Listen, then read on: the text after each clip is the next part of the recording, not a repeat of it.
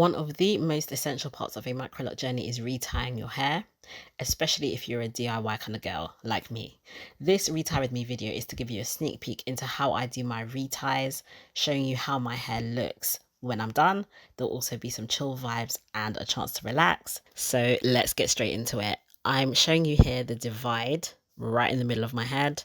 When I established my microlocs, I made sure to make a very clear divide, separating the front from the back, because I knew that's something that I was going to need later on when I come to retie my hair. This video is going to be an overview, so I'm just going to be showing you generally what I do. If you want a video with really detailed instructions on retying, then do let me know in the comment section or just give this video a thumbs up. If you do plan to retie your hair yourself, I'm going to suggest try to do your grid pattern in rows of some kind. It doesn't have to be perfect, but it definitely helps in the long run. So here you can see I have separated out the first row on the left hand side front of my head, and I'm just starting to very carefully retie the front. I'm extra careful with the very front of my hair. You know, I've had postpartum shedding and just your hairline can be a bit fragile, so I try to do this section very carefully. I do the 4-point rotation. So if you don't know what that is, the easiest way to describe it is I do the rotations on my hair like a clock. So I use my needle and I just pass it through my hair at 3 o'clock, 6 o'clock, 9 o'clock, and 12 o'clock. Now, I know for some sections of this is going to look a bit backwards because I just change the direction I go in depending on which side of my head I'm doing. So on this side, I think it looks like 9 o'clock, 6 o'clock, 3 o'clock, 12 o'clock. But either way, it doesn't matter. Just try to stay as consistent as you can with your rotations. And I always try to end my rotations going down. It just lends itself to a neater look overall. I'm going to add in something about clips here.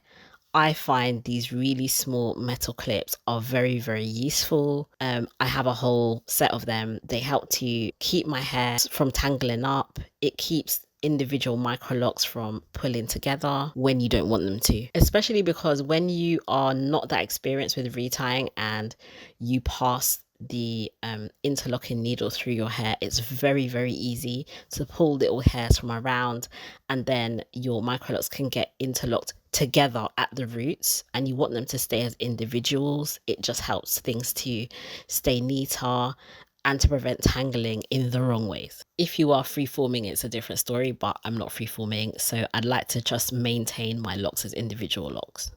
One thing that you're going to see as I continue to interlock is I test out my locks before I push the needle through. So I just push the needle in a little bit just to feel how much tension I have at the root and to figure out if I feel like the needle can pass through one more time snugly, but not too tight. Interlocking your hair too tightly can cause breakage, it can cause pain, and it's just generally not healthy for your locks. Your locks can thin out because of that too. So I like it to be snug though. Like, I need it to look like it's been interlocked, and I don't want to have to retie too often, but you kind of have to tread a fine line between making sure it's done snugly but not too tight.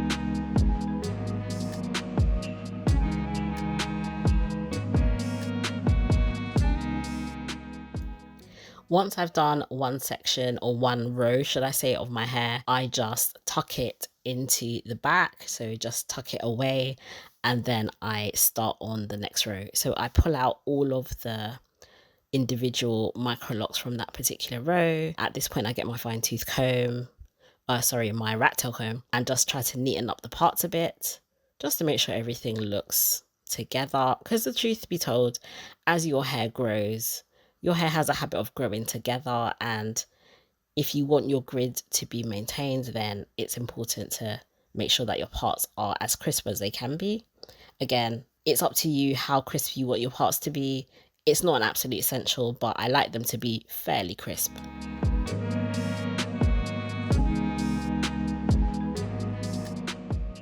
I've sped this up a little, but you should be able to see I've done 9 o'clock, 6 o'clock, 3 o'clock, 12 o'clock.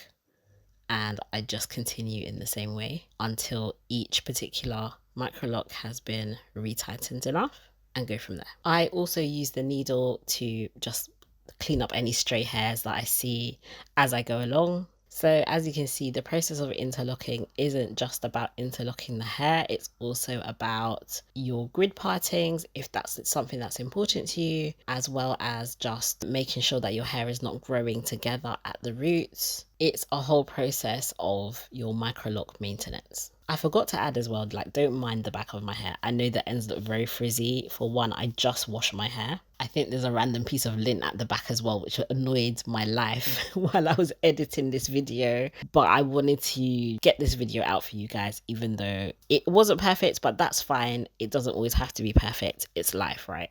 Another thing I like to do with these little clips is also just, they help me that once I've done a particular microlock, that I can just section that away from the ones that have already been done. Initially, I didn't really see that they were that important, but the truth be told, once you start using them, you realize how easy they make things. Yeah, it's a bit of a pain sometimes to have to clip them in and like to separate individual locks, but believe me, it makes life so much easier than the amount of trouble it takes when you've made a mistake and then you have to go back and correct it. By the way, all of the tools that I use are going to be in the description box below. I'm also going to list them on my Amazon storefront. So if you're curious to know what I use in terms of interlocking needle, the clips I use, the three-way mirror that I use, it's all going to be linked below.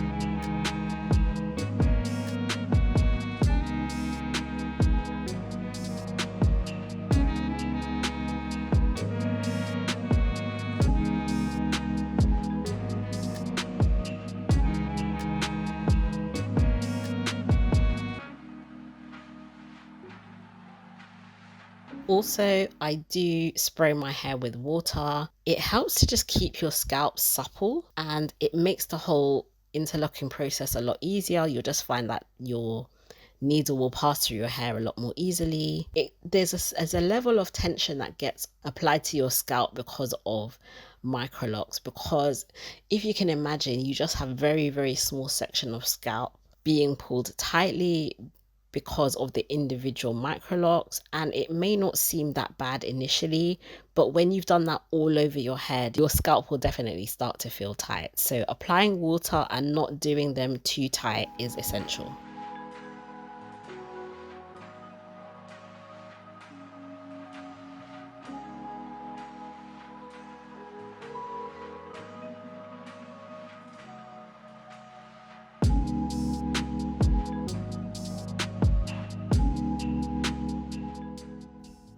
For this segment, you can kind of see how far the needle goes. That's because I haven't retightened my hair, at least for this video, in a long time. I promised myself I wouldn't let it get this bad again. And in particular, the top of my head can be the most challenging because of having to stretch my arms up in order to get to the top of my head effectively, and trying my best not to kind of get lazy and let my hair get interlocked badly with stray hairs going everywhere. So yeah, it's a labor of love, let's put it that way.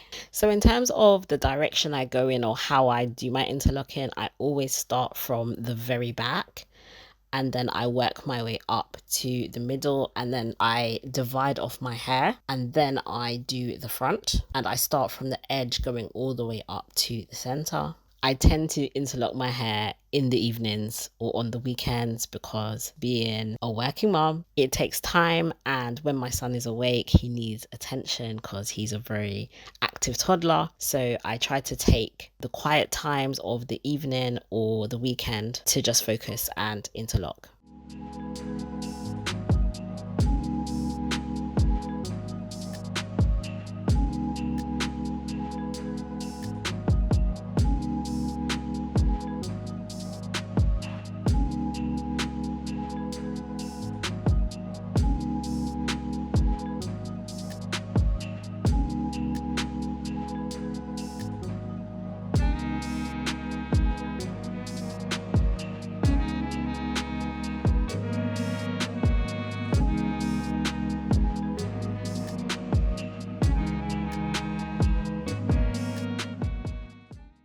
So this is my hair completely done. The ends need some maintenance because, yeah, some bits need retwisting and stuff, but the most important thing for me is the roots. I don't have that fuzz going on like in the middle of my head or at the front. I can actually see my scalp. Again, my grid pattern is not perfect, but that's fine. Like, I can handle the ends. I just need to give it some moisture and some oil, and I'll be great. But apart from that, I'm just very, very, very happy to be able to see my scalp again. And also, after I've done my interlocking, I can actually see the growth of my hair.